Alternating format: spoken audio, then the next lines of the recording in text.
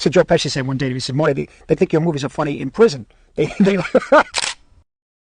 Because I must say again, where I grew up, some of the best entertainment I had was listening to some guys on street corners tell stories.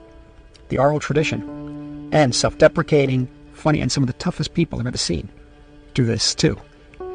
Tell stories with the greatest humor about human nature that is so funny. You know, human nature, granted, under strange circumstances. Very odd, not your average circumstances, but still to get the humor out of it and to bring the humanity out of it was quite something. You know, you forget, of course, that they're killing people or they're robbing somebody's house, but to hear some of the stories and the humor, it's like prison humor in a way. I don't know what to say. So Joe Pesci said one day, he said, "Morty, they think your movies are funny in prison." That's it, not audiences. Regular convicts think they're funny. That's what you want me to do. But you know, that's what it is. That's what the trick of that film was. The idea of the humor, to, in a way, I was exploring how I could still be feeling endeared to people like that because I grew up around them, and yet I know what they do. You know, it's that dichotomy. I can't bring the two together.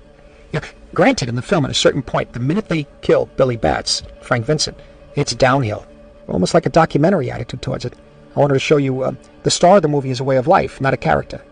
Somebody commented that it's like Scarface without Scarface, but that's what it is. Yeah, we don't need Scarface in the film. You know, it's the way of life. If you grow up around that, what I wanted to show you was the danger of the exuberance of that kind of life at first, you see. The danger of the exuberance, the danger of the excitement. When you're young, you think you're going to live forever, and you think you're tough, and you could take a few more shots in the head than somebody else could. And so you think you're tougher than the other person. Well, eventually, if you don't use your brain, you know, you're not going to wind up anywhere. That's what happens with the Joe Pesci character.